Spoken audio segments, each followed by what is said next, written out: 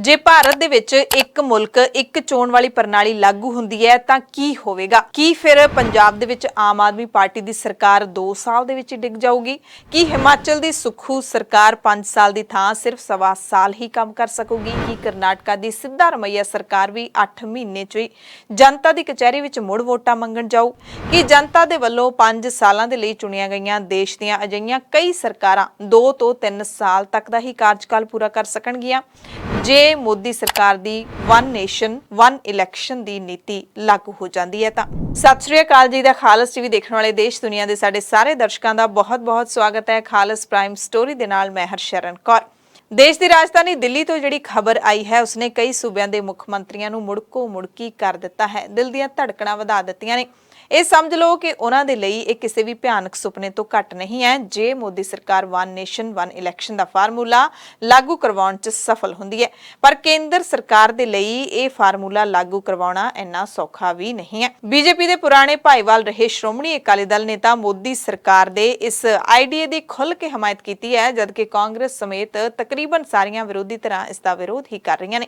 ਇਸ ਦੇ ਪੱਖ ਵਿੱਚ ਅਤੇ ਵਿਰੋਧ ਵਿੱਚ ਕੀ ਤਰਕ ਹੈ, ਮਾਹਿਰਾਂ ਦੀ ਕੀ ਰਾਏ ਹੈ, ਇਸ ਸਭ ਤੇ ਆਪਾਂ ਚਰਚਾ ਕਰਾਂਗੇ। ਪਰ ਸਭ ਤੋਂ ਪਹਿਲਾਂ ਸਮਝ ਲੈਂਦੇ ਹਾਂ ਕਿ ਵਨ ਨੇਸ਼ਨ ਵਨ ਇਲੈਕਸ਼ਨ ਯਾਨੀ ਕਿ ਇੱਕ ਮੁਲਕ ਇੱਕ ਚੋਣ ਆਖਿਰਕਾਰ ਹੈ ਕੀ।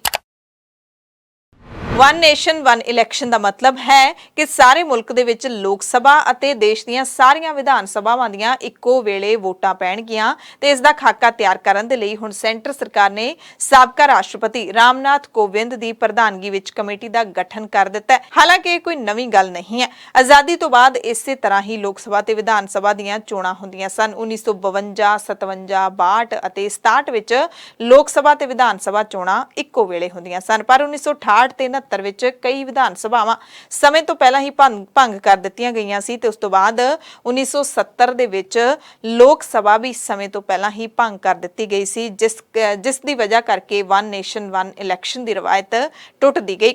ਪਰ ਹੁਣ ਇਸ ਨੂੰ ਮੁੜ ਤੋਂ ਸ਼ੁਰੂ ਕਰਨ ਦੀਆਂ ਕੋਸ਼ਿਸ਼ਾਂ ਕੀਤੀਆਂ ਜਾ ਰਹੀਆਂ ਨੇ। 1983 ਦੇ ਵਿੱਚ ਚੋਣ ਕਮਿਸ਼ਨ ਨੇ ਸਭ ਤੋਂ ਪਹਿਲਾਂ ਮੁੜ ਤੋਂ ਵਨ ਨੇਸ਼ਨ ਵਨ ਇਲੈਕਸ਼ਨ ਦਾ ਸੁਝਾਅ ਦਿੱਤਾ ਸੀ। ਫਿਰ 1999 ਦੇ ਵਿੱਚ ਲਾਅ ਕਮਿਸ਼ਨ ਨੇ 170ਵੀਂ ਰਿਪੋਰਟ ਦੇ ਵਿੱਚ ਲੋਕ ਸਭਾ ਤੇ ਵਿਧਾਨ ਸਭਾ ਦੀਆਂ ਚੋਣਾਂ ਇਕੱਠੇ ਕਰਵਾਉਣ ਦੀ ਸਿਫਾਰਿਸ਼ ਕੀਤੀ ਸੀ। 2003 ਦੇ ਵਿੱਚ ਤਤਕਾਲੀ ਪ੍ਰਧਾਨ ਮੰਤਰੀ ਅਟਲ ਬਿਹਾਰੀ ਵਾਜਪਾਈ ਨੇ ਕਾਂਗਰਸ ਦੀ ਤਤਕਾਲੀ ਕੌਮੀ ਪ੍ਰਧਾਨ ਸੋਨੀਆ ਗਾਂਧੀ ਦੇ ਸਾਹਮਣੇ ਇਹ ਮੁੱਦਾ ਚੁੱਕਿਆ ਸੀ, ਪਰ ਇਸ ਤੇ ਸਹਿਮਤੀ ਨਹੀਂ ਬਣੀ ਸੀ। ਫਿਰ ਬੀਜੇਪੀ ਦੇ ਸੀਨੀਅਰ ਲੀਡਰ ਲਾਲ ਕ੍ਰਿਸ਼ਨ ਅਡਵਾਨੀ ਨੇ ਵੀ 2010 ਵਿੱਚ ਤਤਕਾਲੀ ਪ੍ਰਧਾਨ ਮੰਤਰੀ ਮਨਮੋਹਨ ਸਿੰਘ ਦੇ ਸਾਹਮਣੇ ਵਨ ਨੇਸ਼ਨ ਵਨ ਇਲੈਕਸ਼ਨ ਦਾ ਮਤਾ ਰੱਖਿਆ ਸੀ। 2019 ਦੀਆਂ ਚੋਣਾਂ ਤੋਂ ਠੀਕ ਪਹਿਲਾਂ ਲਾਅ ਕਮਿਸ਼ਨ ਦੀ ਰਿਪੋਰਟ ਦੇ ਆਧਾਰ ਤੇ ਪ੍ਰਧਾਨ ਮੰਤਰੀ ਨਰਿੰਦਰ ਮੋਦੀ ਨੇ ਸਾਰੀਆਂ ਪਾਰਟੀਆਂ ਦੇ ਸਾਹਮਣੇ ਵਨ ਨੇਸ਼ਨ ਵਨ ਇਲੈਕਸ਼ਨ ਦਾ ਮਤਾ ਰੱਖਿਆ, ਪਰ ਵਿਰੋਧੀ ਧਿਰਾਂ ਨੇ ਇਸ ਨੂੰ ਸਿਰੇ ਤੋਂ ਖਾਰਿਜ ਕਰ ਦਿੱਤਾ। ਪਰ ਹੁਣ ਪ੍ਰਧਾਨ ਮੰਤਰੀ ਮੋਦੀ ਇਸ ਤੇ ਐਕਸ਼ਨ ਦੇ ਮੂਡ 'ਚ ਨਜ਼ਰ ਆ ਰਹੇ ਨੇ। ਹੁਣ ਤੁਹਾਨੂੰ ਦੱਸਦੇ ਹਾਂ ਕਿ ਆਖਿਰਕਾਰ ਬੀਜੇਪੀ ਇਸ ਦੇ ਪੱਖ ਵਿੱਚ ਕਿਉਂ ਹੈ ਤੇ ਵਿਰੋਧੀ ਧਿਰਾਂ ਦੇ ਵਨ ਨੇਸ਼ਨ ਵਨ ਇਲੈਕਸ਼ਨ ਨੂੰ ਲੈ ਕੇ ਕੀ ਖਦਸ਼ੇ ਨੇ। ਇੱਕ ਮੁਲਕ ਇੱਕ ਚੋਣ ਨੂੰ ਪ੍ਰਧਾਨ ਮੰਤਰੀ ਨੇ ਦੇਸ਼ ਦੀ ਜ਼ਰੂਰਤ ਦੱਸਦੇ ਹੋਏ ਜਿਹੜੇ ਤਰਕ ਦਿੱਤੇ ਨੇ ਉਸ ਮੁਤਾਬਿਕ ਜੇ ਇੱਕੋ ਵੇਲੇ ਚੋਣਾਂ ਹੋਣਗੀਆਂ ਤਾਂ ਚੋਣਾਂ ਦਾ ਖਰਚਾ ਬਚੇਗਾ। ਹਰ ਸਾਲ ਵੱਖ-ਵੱਖ ਸੂਬਿਆਂ ਦੇ ਵਿੱਚ ਹੋਣ ਵਾਲੀਆਂ ਚੋਣਾਂ ਦਾ ਖਰਚਾ ਬਚ ਜਾਊਗਾ। 2014 ਵਿੱਚ ਲੋਕ ਸਭਾ ਚੋਣਾਂ ਤੇ 3870 ਕਰੋੜ ਦਾ ਖਰਚਾ ਹੋਇਆ ਸੀ, ਜਦਕਿ 9 ਦੇ ਵਿੱਚ 1115 ਕਰੋੜ ਖਰਚ ਹੋਏ ਸੀ, ਯਾਨੀ ਕਿ 3 ਗੁਣਾ ਵੱਧ ਖਰਚਾ ਹੋਇਆ ਸੀ। ਜੇ ਇੱਕੋ ਸਮੇਂ 2 ਵੋਟਿੰਗ ਮਸ਼ੀਨਾਂ ਦੇ ਜ਼ਰੀਏ ਲੋਕ ਆਪਣੇ ਉਮੀਦਵਾਰ ਚੁਣਨਗੇ ਤਾਂ ਇਹਦੇ ਨਾਲ ਕਹਿੰਦੇ ਪੈਸੇ ਦੀ ਬਚਤ ਹੋਵੇਗੀ। ਦੂਸਰਾ ਤਰਕ ਜਿਹੜਾ ਮੋਦੀ ਸਰਕਾਰ ਦੇ ਰਹੀ ਹੈ ਇਹ ਹੈ ਕਿ ਨੀਤੀਆਂ ਲਾਗੂ ਕਰਨ ਦੇ ਵਿੱਚ ਕੋਈ ਦਿੱਕਤ ਨਹੀਂ ਹੋਵੇਗੀ। ਦੂਜਾ ਤਰਕ ਇਹ ਦਿੱਤਾ ਜਾ ਰਿਹਾ ਕਿ ਹਰ ਸਾਲ ਕਿਸੇ ਨਾ ਕਿਸੇ ਸੂਬੇ 'ਚ ਚੋਣਾਂ ਹੁੰਦੀਆਂ ਨੇ, ਜਿਸ ਦੀ ਵਜ੍ਹਾ ਕਰਕੇ ਕੇਂਦਰ ਸਰਕਾਰ ਨੂੰ ਚੋਣ ਜ਼ਾਬਤੇ ਦੇ ਲਾਗੂ ਹੋਣ ਦੀ ਵਜ੍ਹਾ ਕਰਕੇ ਨੀਤੀਆਂ ਨੂੰ ਲਾਗੂ ਕਰਨ 'ਚ ਪਰੇਸ਼ਾਨੀ ਆਉਂਦੀ ਹੈ। ਬੀਜੇਪੀ ਨੇ ਵਿਰੋਧੀ ਧਿਰ ਦੇ ਉਸ ਤਰਕ ਕਿ ਇਹਦੇ ਨਾਲ ਸਰਕਾਰ ਨੂੰ ਫਾਇਦਾ ਹੋਏਗਾ ਇਸ ਨੂੰ ਨਕਾਰ ਦਿੱਤਾ ਹੈ। ਬੀਜੇਪੀ ਦਾ ਕਹਿਣਾ ਹੈ ਕਿ ਉੜੀਸਾ, ਆਂਧਰਾ ਪ੍ਰਦੇਸ਼, ਤੇਲੰਗਾਨਾ ਤੇ ਮਣੀਪੁਰ ਦੇ ਵਿੱਚ ਲੋਕ ਸਭਾ ਚੋਣਾਂ ਨਾਲ ਹੁੰਦੀਆਂ ਨੇ, ਯਾਨੀ ਕਿ ਇੱਕੋ ਵੇਲੇ ਹੁੰਦੀਆਂ ਨੇ, ਪਰ ਸੂਬੇ ਦੇ ਵਿੱਚ ਲੋਕ ਵੱਖ-ਵੱਖ ਸਰਕਾਰਾਂ ਨੂੰ ਚੁਣਦੇ ਨੇ।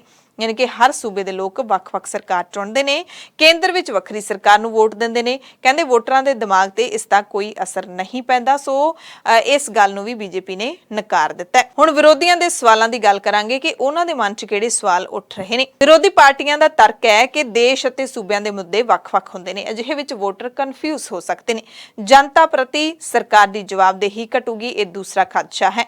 ਕਹਿੰਦੇ 5 ਸਾਲ ਦੇ ਵਿੱਚ ਇੱਕ ਵਾਰੀ ਚੋਣ ਹੋਣ ਨਾਲ ਜਨਤਾ ਦੇ ਪ੍ਰਤੀ ਸਰਕਾਰ ਦੀ ਜਵਾਬਦੇਹੀ ਬਹੁਤ ਘੱਟ ਹੋ ਜੂਗੀ। ਹੁਣ ਇਹ ਹਾਲਾਤ ਨੇ ਕਿ ਲੋਕ ਸਭਾ ਚੋਣਾਂ ਜਿੱਤਣ ਵਾਲੀਆਂ ਪਾਰਟੀਆਂ ਨੂੰ ਡਰ ਹੁੰਦਾ ਹੈ ਕਿ ਜੇ ਚੰਗਾ ਕੰਮ ਨਾ ਕੀਤਾ ਤਾਂ ਵਿਧਾਨ ਸਭਾ 'ਚ ਪਰੇਸ਼ਾਨੀ ਆਊਗੀ ਤੇ ਇਹ ਸਰਕਾਰ ਨੂੰ ਜਵਾਬਦੇਹ ਬਣਾਉਣ ਦਾ ਕੰਮ ਵੀ ਕਰਦੀ ਹੈ।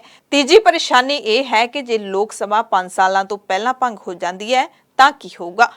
ਹੁਣ ਤੱਕ 6 ਵਾਰੀ 5 ਸਾਲ ਤੋਂ ਪਹਿਲਾਂ ਲੋਕ ਸਭਾ ਭੰਗ ਹੋ ਚੁੱਕੀ ਹੈ, ਜਦਕਿ ਇੱਕ ਵਾਰੀ ਲੋਕ ਸਭਾ ਦਾ ਕਾਰਜਕਾਲ 10 ਮਹੀਨੇ ਤੱਕ ਵਧਾਇਆ ਵੀ ਗਿਆ ਸੀ, ਯਾਨੀ ਕਿ 5 ਸਾਲ 10 ਮਹੀਨੇ ਦਾ। ਇਸ ਤੋਂ ਇਲਾਵਾ ਕਈ ਸੂਬਿਆਂ ਦੇ ਵਿੱਚ ਵੀ ਸਮੇਂ ਤੋਂ ਪਹਿਲਾਂ ਸਰਕਾਰਾਂ ਡਿੱਗ ਜਾਂਦੀਆਂ ਨੇ, ਅਜਿਹੇ ਵਿੱਚ ਮੁੜ ਤੋਂ ਚੋਣਾਂ ਵੱਖ-ਵੱਖ ਹੋ ਜਾਣਗੀਆਂ।